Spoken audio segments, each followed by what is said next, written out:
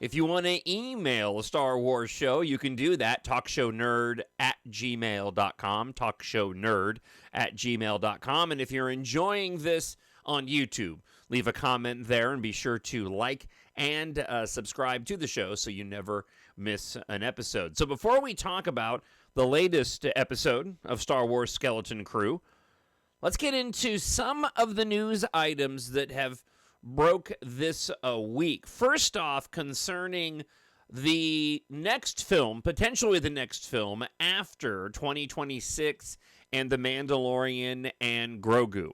We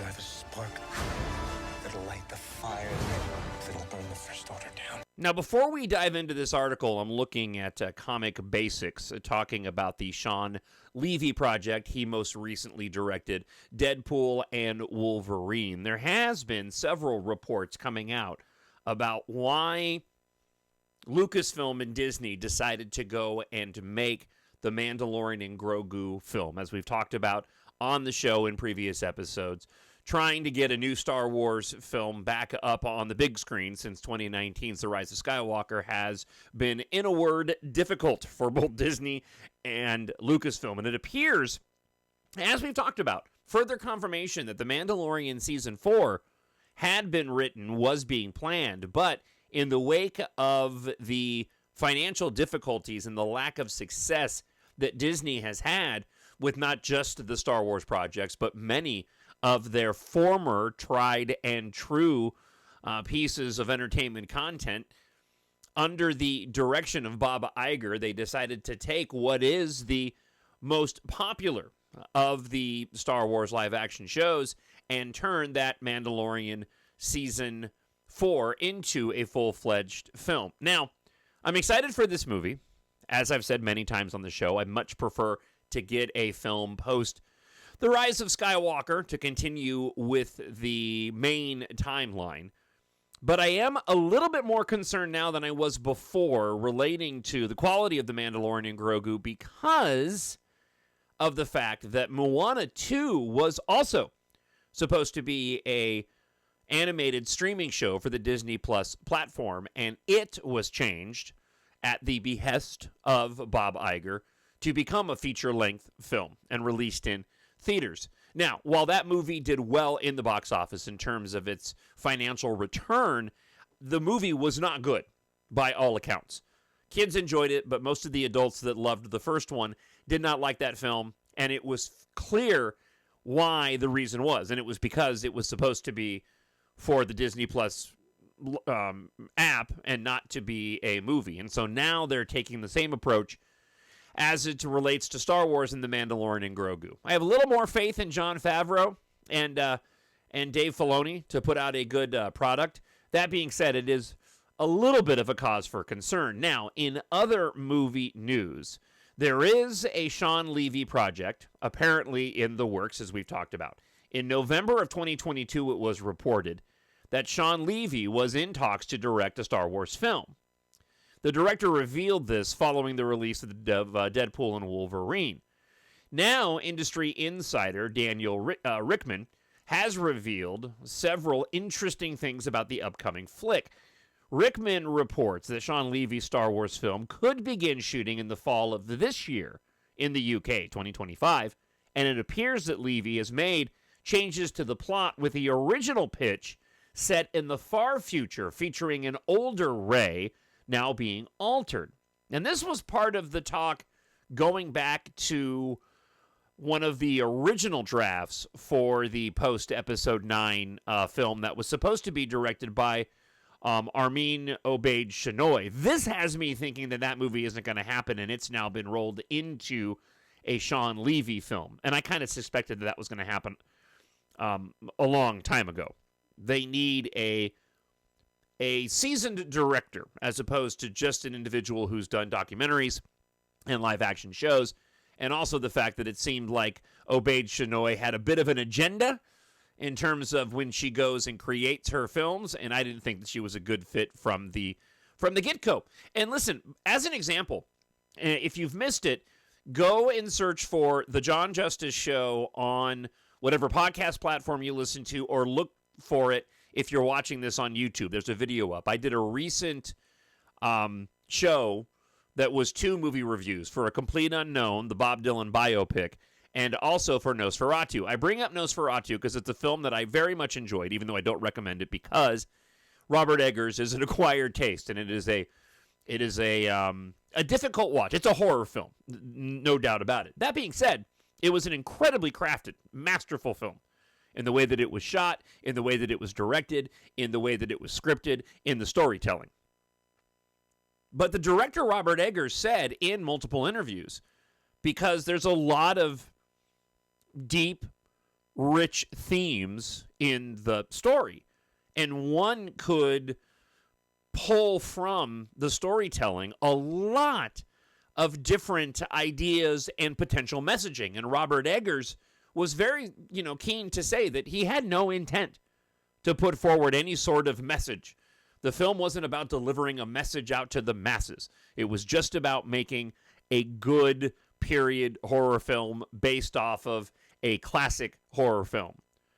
And that, to me, is when the best storytelling comes out. That's not to say there aren't good films that have messages embedded in them. But when you've got agenda, typically that agenda shows through, and you end up alienating a large portion of your potential fan base. Now, getting back to Sean Levy in this film and what is being reported. Besides the original pitch being set far in the future, featuring an older Ray now being altered, not much else is known about the movie at this point. Levy did hint that his upcoming film will be a standalone story featuring new characters, exploring fresh themes in the galaxy, and the movie will focus on concepts like the Force, connection, and individual power. Collaborating with screenwriter Jonathan Trooper, he is determined to avoid resisting familiar timelines, creating a redundant story. He wants to craft something that feels organic, with a tone and characters that resonate personally, combining visual delight and wish fulfillment, which he believes is key for Star Wars. Now, this was not the only report that was released as of this week, and if you can give me just a moment here, I will pull up the report from Bespin Bulletin, who was also reporting on very similar rumors as to what was being laid out by Daniel Rickman.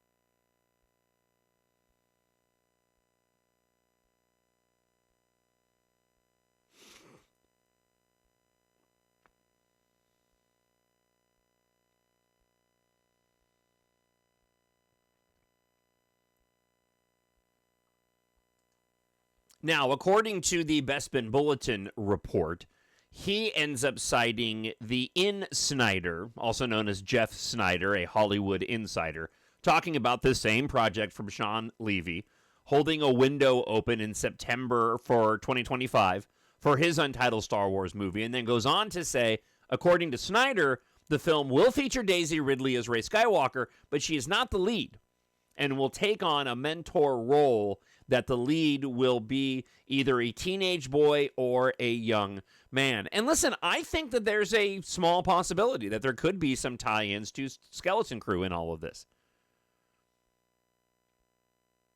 And the fact that some of these characters within Skeleton Crew, as they get older, could end up being one of these characters, or maybe played by an older actor in this film post The Rise of Skywalker, given the timeline. Although, as I'm thinking of the years now, that probably is too far out as I begin to spitball that. I think the kids in the show would be too young, considering this is post Return of the Jedi. Yeah, so scratch that.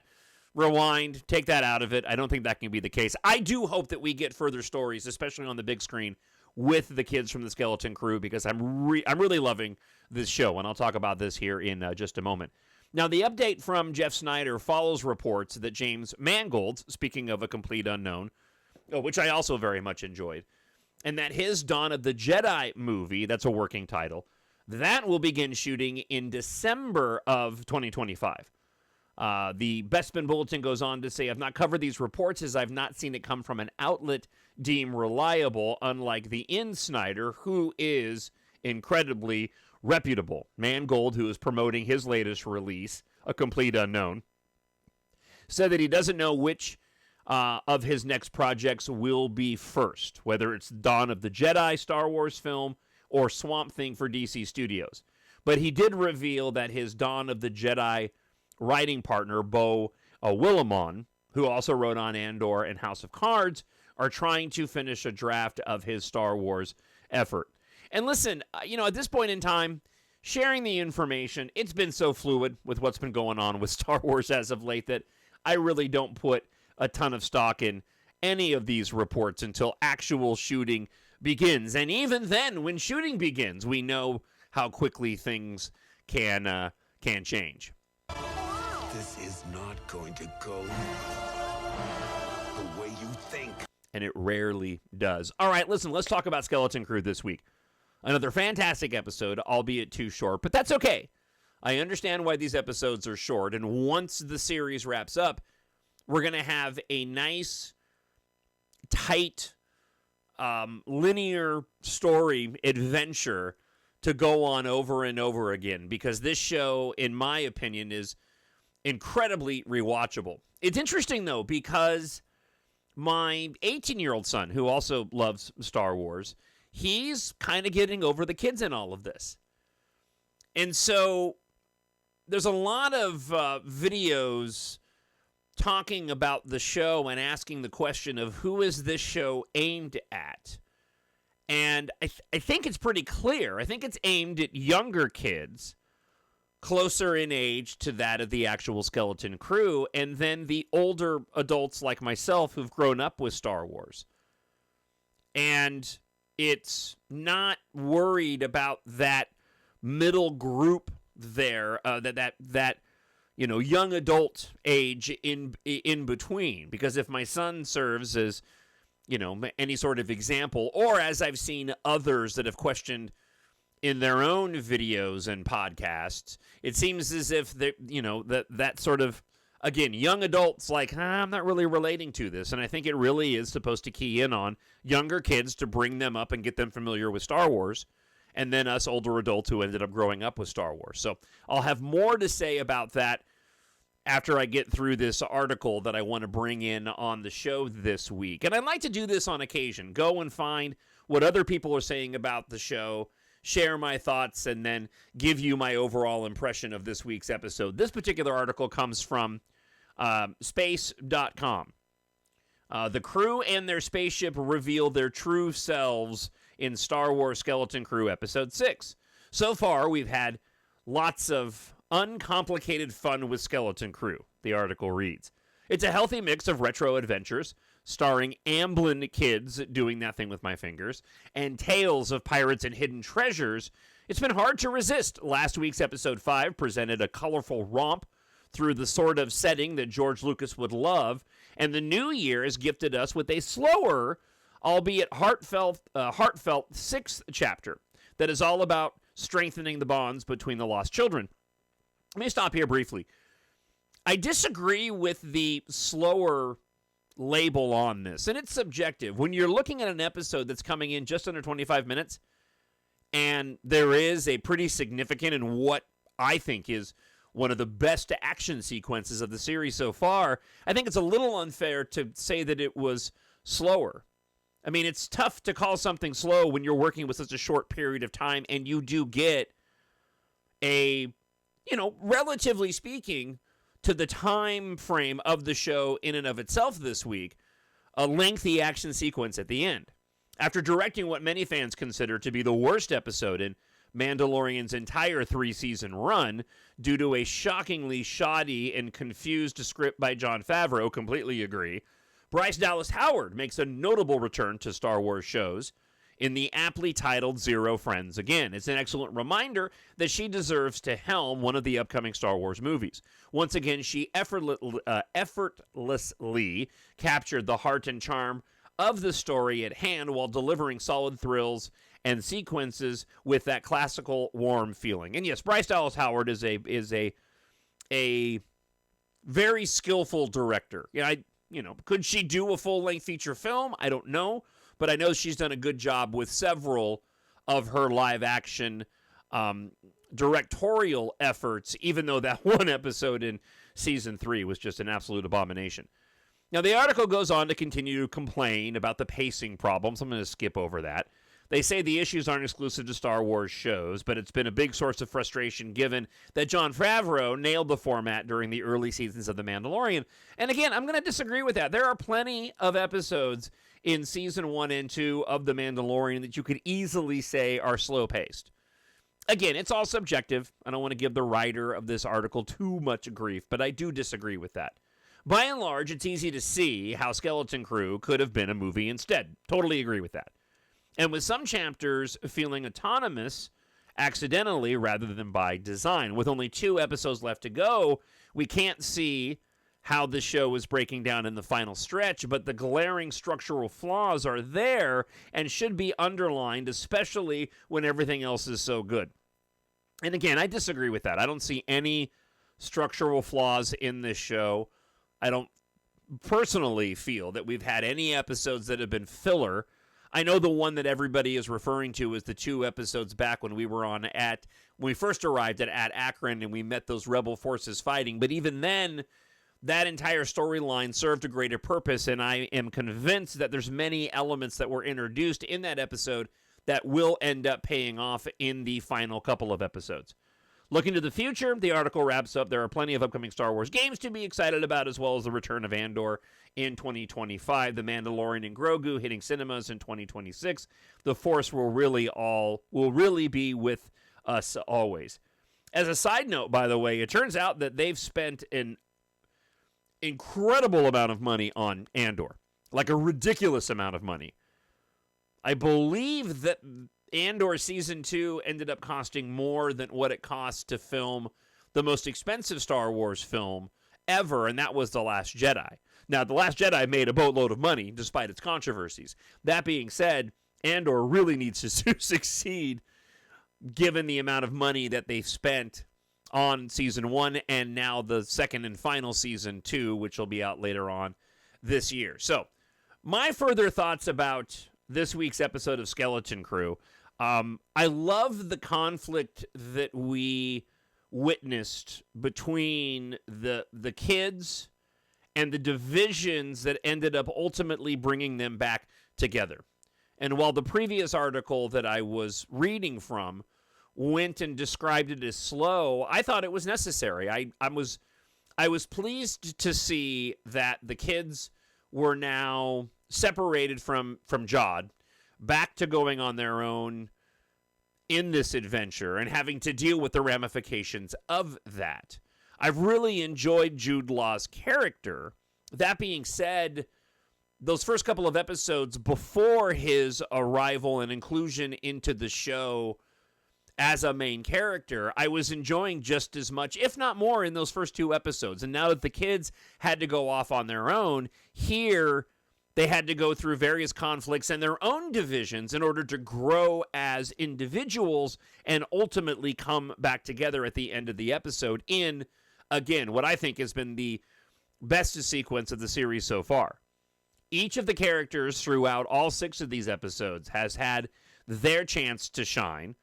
And just as it was with the first 2 episodes, we adults get to go on these adventures that we could have only dreamed of when we were kids, and dealing with those issues as young Star Wars fans and now lifelong Star Wars fans. The Bryce Dallas Howard directed episode, again, brought my favorite sequence so far, as I've said in the series. The retrieving at the end of the episode of the Onyx Cinder as it was heading for the trash heap in how Fern ended up piloting one of the ferry ships that was dragging it over to the trash heap with Neil. Their adventure in the meantime with Wim and KB going through their own scary moment as her systems were corroded and shutting down. But the tension and concern created as the kids were trying to rescue the ship. And then the shock, honestly, of seeing the ship suffering unrecoverable damage. I didn't know where the whole thing was going to go. I assumed in the sequence, as the walking trash compactor, whatever you want to call it, was approaching, that they would get away right at the last moment. And then as the giant mechanical arms began to dig into the front of the ship, I legitimately got concerned for the Onyx Cinder. Now, what's funny about this to me is that this was a ship, as a massive fan of Star Wars vehicles, that I was not a huge fan of. Once I kind of wrapped my head around the design of the vehicle, I began to like it more, but it wasn't necessarily a ship that I was desiring to, say, get a diecast of or get the Lego set of. I'm sure when a smaller scale diecast is released, I'll purchase one, but it wasn't one where I was looking at that design going, that's awesome. Like the Razor Crest is a really good example. Or even the Mandalorian's upgraded Naboo starship, which I thought was a vast improvement from what we saw originally in The Phantom Menace. But even then, I was worried. Like, our hero ship is being destroyed. Forgetting about what SM-33 had said when it came to the emergency lock that they're never supposed to use. And then we have Fern and Neil blow that emergency lock to reveal, shockingly, what in my opinion, is a far superior designed ship, and also one of the best ships that we've seen in live action on the Disney Plus streaming platform in its TV debut in live action since the Razor Crest. The vehicle that ends up emerging out of the Onyx Cinder looks absolutely fantastic. And having Wim in the upper gun turret announce, I got dibs on the new ship, that's what I was feeling as an adult, as a child trapped inside this 52-year-old adult body in that moment. I've actually gone back and watched that sequence about 3 or 4 times so far, because I just thought it was an awesome sequence and came as a total shock, and that new ship design was incredible in my opinion. And now it makes sense why the Onyx Cinder kind of looked the way that it did. They knew that reveal of the ship inside, the lifeboat, if you will, inside the Onyx Cinder was going to actually be the hero ship, while the Onyx Cinder couldn't end up outdoing it in terms of its design. And it also makes sense, too, when I pointed this out to my family when we were watching the episode, and I was the one who was most surprised and excited among the 4 of us in the family watching the episode. But now it also makes sense why the cockpit, as I mentioned in previous episodes, was off to the side and towards the rear of the vehicle and not at the very front of the Onyx Cinder. And I love the attention to detail and the reveals in this series. And at the end of the day, this is fantastic Star Wars. And that's what it reminded me of, too. We'll complain and criticize when it's warranted. Again, as I always say, it's all subjective.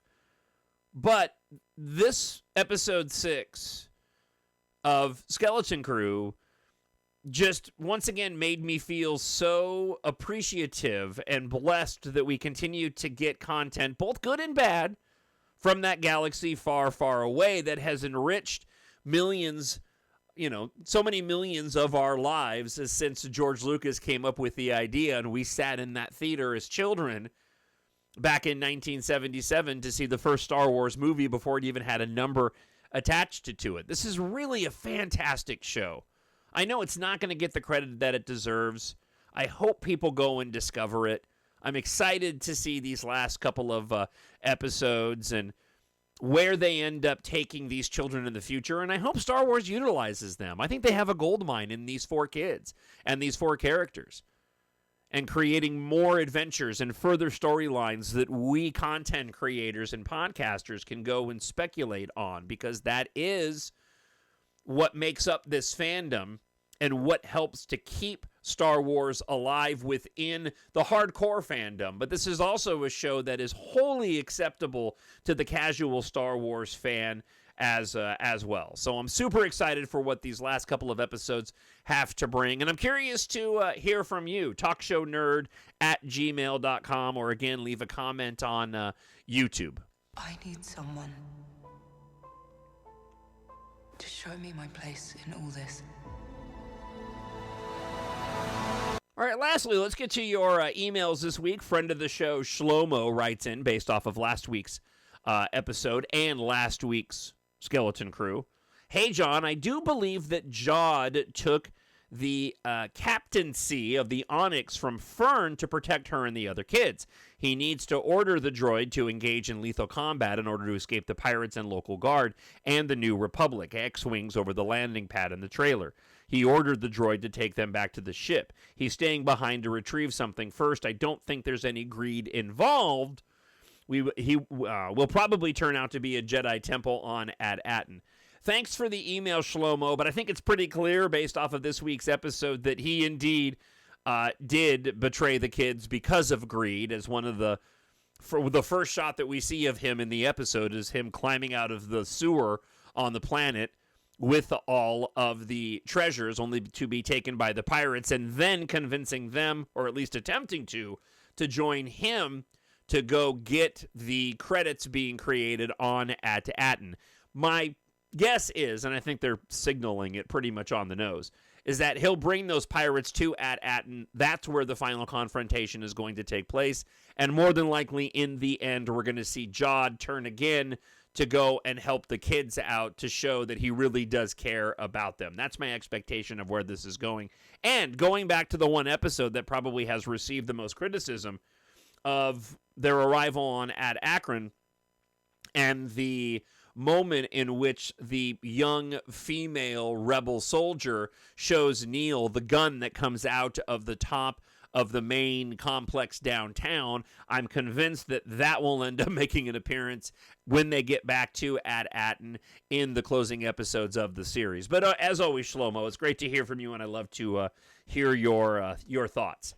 All right, before I let you go this week, I hope you had a great start to the new year. Certainly here in the United States, it's been a crazy start to the new year, to make no mistake about that.